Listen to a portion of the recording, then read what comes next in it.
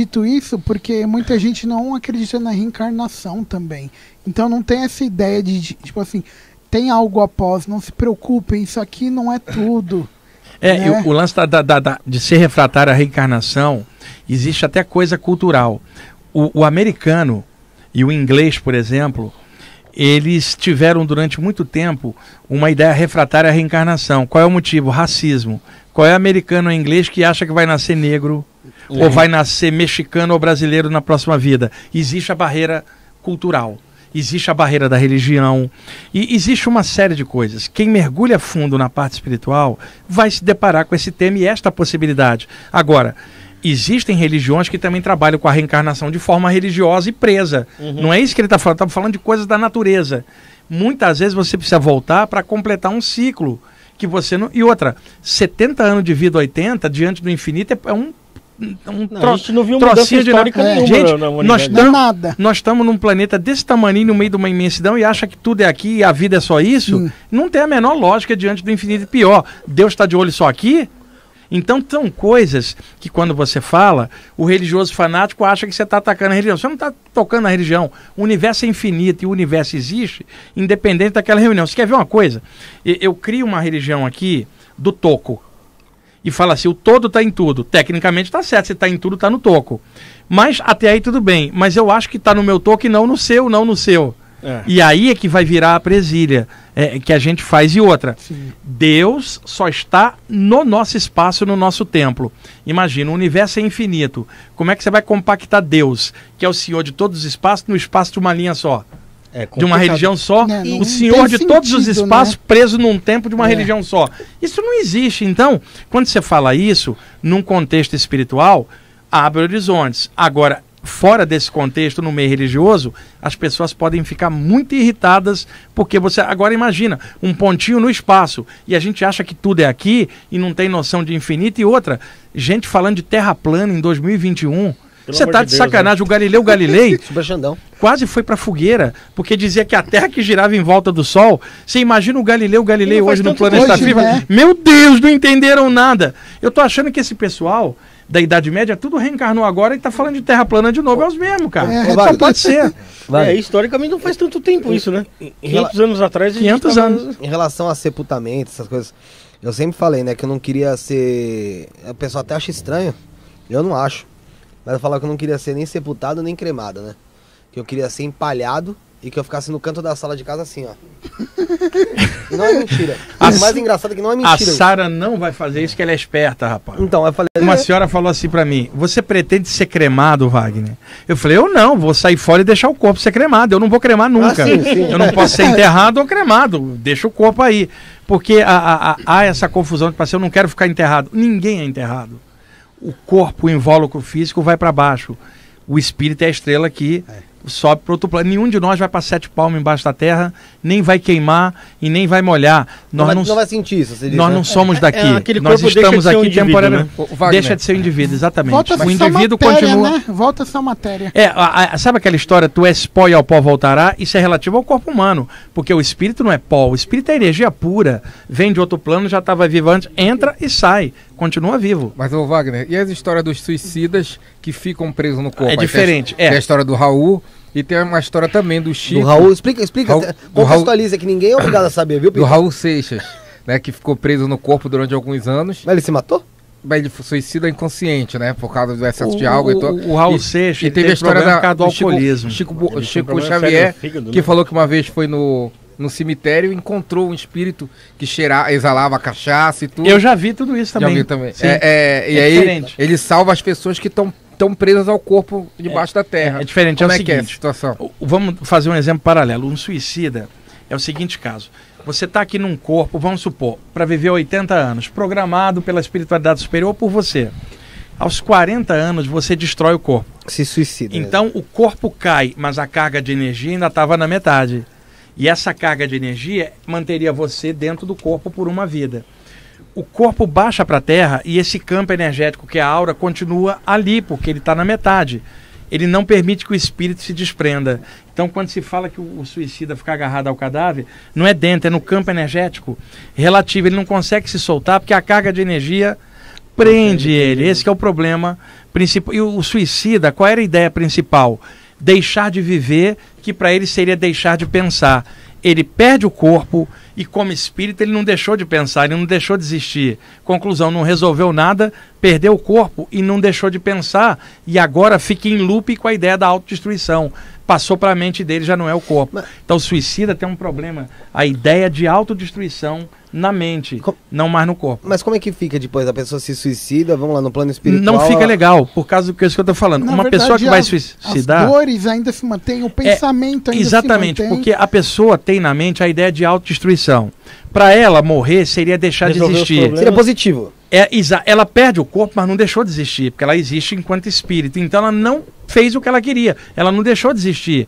Está sem o corpo e sem conseguir escapar do raio de ação do corpo, porque a energia não esgotou. E o suicida então percebe que ele perdeu o veículo que a vida deu para ele se resolver cá embaixo, não deixou de existir, ele não resolveu nada, é um gol contra. E isso prejudica o espírito. Mas ele sente as dores no corpo?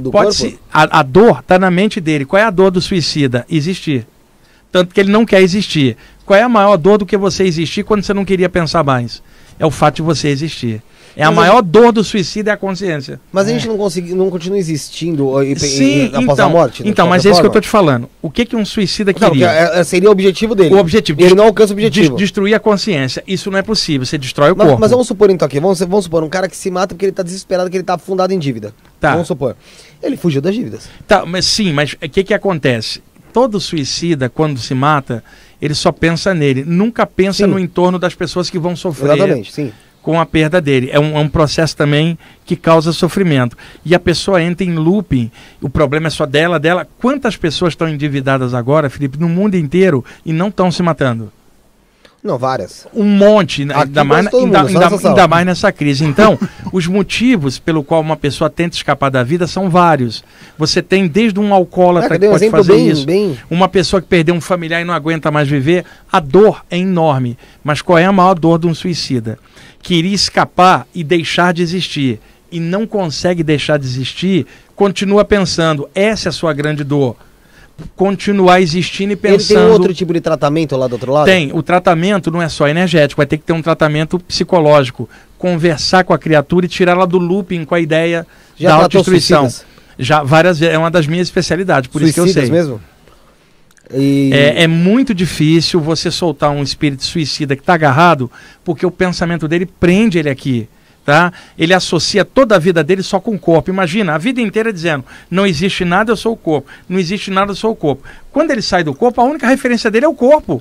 Aonde que você acha que ele vai ficar? Grudado na única realidade que ele tinha, que era a ideia do corpo. Esse é o problema do suicida também. Um ateu também é a Depende do ateu.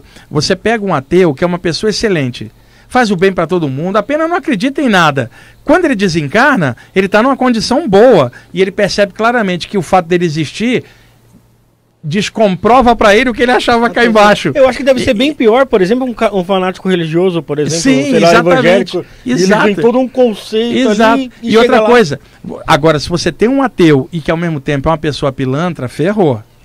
É o combo. Então, o lance não é se a pessoa acredita nisso ou naquilo, é como ela é. Eu conheço pessoas que não acreditam em nada, que são pessoas ótimas. E conheço estudantes espirituais complicadíssimos. Então... tem gente boa e gente ruim em todo lugar. Exatamente. O lance todo é o caráter. Pessoa sai, tô viva, ela muda de opinião porque ela é ótima. Agora, alguém cabeça dura vai ter mal. Eu não morri. São aqueles caras que baixam aqui e fica teimando que não morreu. É um processo da mente. Deixa eu tirar uma dúvida. Você estava comentando em relação à projeção. Vamos dar um exemplo. Eu treino bastante projeção, vou e começo a ajudar o pessoal. Aí eu encho o saco e falo, mano, não quero mais isso aqui não. Vou começar a sair e ficar vendo as coisas. Vou tocar o puteiro. Peraí, mas na projeção. Na projeção. Tá. Tem alguma coisa, tipo assim, os espíritos vão falar, pô, esse cara aí, vamos dar uma controlada. Depende, vamos ver várias possibilidades. Por exemplo, é a mesma coisa de você, por exemplo, ser um ótimo médico, tá fazendo residência, e você desiste da residência, você tem professores ótimos. Eles vão se preocupar com você. É um talento que está se perdendo. Vão tentar fazer de tudo para te recuperar para ali. É um exemplo. Ajuda espiritual vai ter. Mas vamos supor que o residente não quer mexer e realmente desistiu da medicina e agora caiu numa gandaia, numa outra coisa. é um desperdício consciencial para ele, mas é a escolha da pessoa, é o livre-arbítrio. Então, na saída do corpo, isso não vai acontecer pelo seguinte: você aplica energia em um e outro. Com o passar do tempo, a hora que você fala, eu não quero mexer com isso, não tem jeito. Espíritos carentes já escutaram que você ajudou durante anos, eles vão atrás de você. Igual uma pessoa que está com frio, vai na direção da fogueira. E aí, começa a haver pressão espiritual, você não aguenta. Eu conheci vários médiuns que tentaram desistir da mediunidade, da desobsessão, e foram obrigados a voltar. Um caso, o sujeito acordava de madrugada, Rafael, dormindo com a esposa, incorporado. Com uma entidade assim, eu não morri na cama. E aí a mulher tinha que conversar. Aí o mentor dele acopla e fala assim, ele não quer trabalhar lá no centro, vai trabalhar em casa toda noite. Enquanto ele não voltar a trabalhar, eu vou forçar ele a trabalhar aqui na cama. Quer assim o resto da vida, mas vai trabalhar. O cara teve que voltar, não ficar incorporando toda madrugada. A revelia. Então, existem muitos casos. Agora, quando alguém está bem consciente, não ocorre esse problema. Agora, é possível outra coisa. Ao longo da história, tem muitos exemplos. Você vai gostar de Star Wars. Gente que desviou para o lado escuro da força. Essas pessoas não nasceram para aquilo. Elas eram pessoas do bem, que em algum momento desviaram. Isto sim pode acontecer, e uma pessoa que antes ajudava agora virá, vamos dizer, médium das trevas e prejudicar a própria humanidade que antes eles ajudavam. A história está repleta de exemplos. Não, tem a ver com o caráter da pessoa desviar para o lado ruim. No ocultismo se falava, o discípulo da luz caiu na treva. Já estudou ocultismo também? Sim, eu estudo de tudo. Ocultismo, espiritismo, umbanda e yoga. Poete, essas coisas? Sim, porque eu trabalhei anos com desobsessão, em sessões mediúnicas. Então eu juntava o estudo da saída do corpo com todo o resto. Por isso que eu fui vendo coisas lá e coisas aqui, e juntando. Tem muito de mito nessa área, agora tem coisas reais. Por exemplo, Felipe, se o Peter tá com uma bronca sua e pede para fazer um trabalho de magia para você. O que é magia? A arte de ancorar energia nos elementos para determinadas finalidades. Então ancora essa energia do ódio do Peter num elemento, espíritos vêm, puxa essa energia e joga em você. Então, tecnicamente, o que é a magia? Energia. Então, como que você não ficaria acessível a essa energia se você não estiver vibrando na mesma faixa dele de ódio? Certo. Aquela energia não chega em você porque não há. Quer dizer, não adianta fazer um trabalho de magia para o Buda, não vai pegar. Então, existem trabalhos de magia, agora existe condicionamento religioso. Você vai no lugar, o pessoal fala, tem um trabalho para você, e não tinha nada. Sim. Por condicionamento. Então, e outra, não vamos confundir trabalho de magia, porque muita gente, principalmente na área da religião no Brasil, confunde muito magia com a cultura afro-brasileira. Havia magia na Europa antes da descoberta das Américas, havia magia na Índia, na velha China. Hoje, quando você fala em magia, o pessoal pensa num despacho da encruzilhada. Sim, e por preconceito racial contra a cultura negra.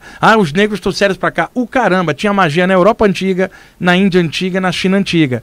Por estereótipo, você imagina século XVIII, século XVII. Seu Manuel, português, Dona Maria, tem lá uma fazenda com vários escravos. É festa dos escravos. E eles são católicos, estão lá de longe olhando. Os escravos dançando, de repente um deles incorpora uma entidade e começa a dançar. Aí o que seu Manuel e Dona Maria fala? Incorporou o capeta. Lá, esses negros. Isso começou com um estereótipo negativo. O cristão não entendia a parte anímica do africano. E começou o estereótipo. E no Brasil, você ainda tem toda a cultura xamânica indígena, também diferente, que foi demonizada. Como a Umbanda trabalha com um pouquinho da parte afro, um pouquinho da parte indígena, misturada com a parte branca, ficou sendo alvo de religiosos fanáticos, atacando que, na verdade, é o preconceito religioso. E outra coisa, não dá para entender uma pessoa dentro da religião dela de olho na religião do outro. Porque se a pessoa estivesse feliz na religião dela, não estaria prestando atenção na religião do outro e agredindo o outro. Esses agressores de gente da religião do outro, eles são os encapetados pelo fanatismo. Porque você, se está bem, o seu vizinho, não importa se o seu vizinho é da linha X ou Y, ou se o seu vizinho é materialista, importa é o caráter dele. Se você não está vendo o caráter, está vendo roupagem religiosa, você está usando a religião como ponto de ataque para o outro. E isso existe em todas as áreas, no Oriente e no Ocidente. Cara,